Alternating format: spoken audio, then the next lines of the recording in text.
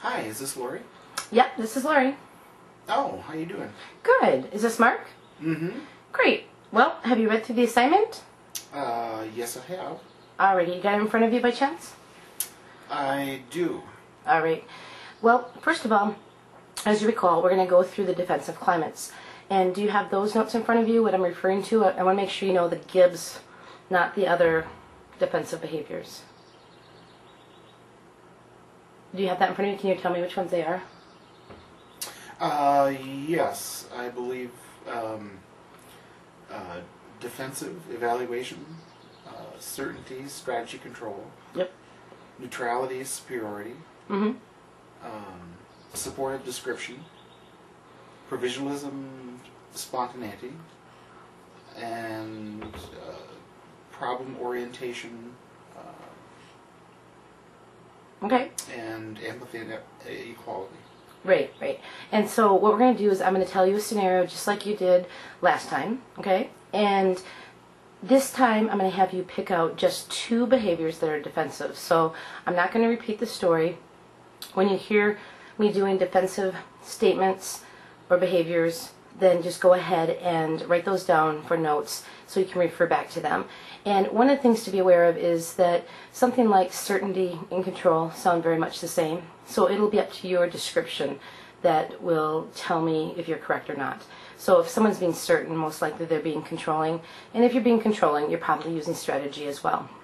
So as long as you can say this behavior was control for this reason and those reasons fit, that's fine. And the next person could actually call it probably certainty, because I suppose in some cases it really is both. Does that make sense? Sure.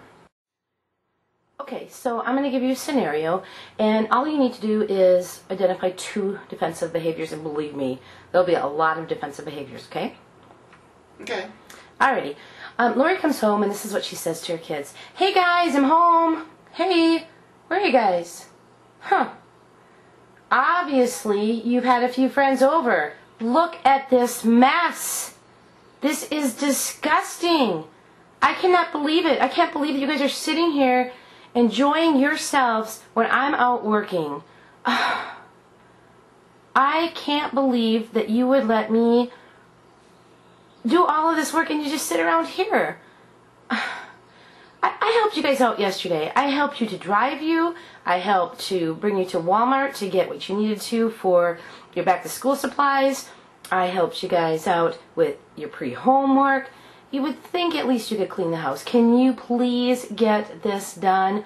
You know, I am the mother, and I do tell you what needs to be done. And I mean it. I mean it. We need to get together on this, and we need to make sure that the house stays clean. All right. So can you identify a couple of defensive behaviors? Sure. First of all, it seemed to me that there was a definite attitude of, or definite communication of superiority on your part. Okay. With your statement, I am the mother, and therefore I can dictate the situation. Okay. Receive the situation as I see fit. Okay. Without any input whatsoever from your children. Okay. Perhaps they had a bad day. Perhaps they were sick. You didn't stop at all to ask for their situation. Okay, good. Okay, so that was great. That was exactly right as far as the problems with superiority. What would be the flip of superiority? That would be equality. Okay, and how would that sound? What would I say differently? Well, first of all, I think your attitude or your general tone would be one of equality, which would indicate that you respect their opinion. Okay. Rather than barging in and making some very charged observations and going on to assert your superiority. Instead, you would speak in a more respectful tone, and you would elicit from them and their understanding of the situation as to why the house is messy. Okay, so what would be an example of equality? Well, responding from Gibb's understanding of equality, I think that you would say something to the effect that, well, I see that the house is that the chores haven't been done, but I'm wondering how we can accomplish this. Now, how are we going to work together then as a team to see that these chores are completed, to clean up the house? What about a second one? Did you hear a different defensive behavior? Sure. Well, I heard. I definitely. Well, I heard strategy. Okay, and how did you hear that? Well, strategy is opposite of spontaneity, according to Gibbs, and when you entered the house and when you addressed your children, you could tell that you had that you're angry, and therefore you adopted a strategy of communication that would put your children in a compromising communication situation. Can you be more For specific? example, you used guilt. I had helped you yesterday in all that you had to do, but so you would think then that you would be able to clean the house. Okay, great. Well, not great, but that's incorrect. Can you give me the opposite of that?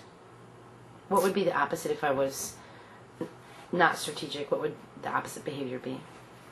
Well, again, the opposite behavior for Gibbs, his term is spontaneity. And what would a spontaneous response be? Well, a spontaneous response would be something to the effect that rather than adopting a strategy of, say, guilt, you would simply state your felt need. You would say, now I'm working very hard, and I need you to do your share, and am very appreciative of what you do around the house. And then you would perhaps together from there you would work on some sort of solution whereby your need would be met. Okay, sounds good. Let's go to the next part. Okay, good. Let's see, what is the next part?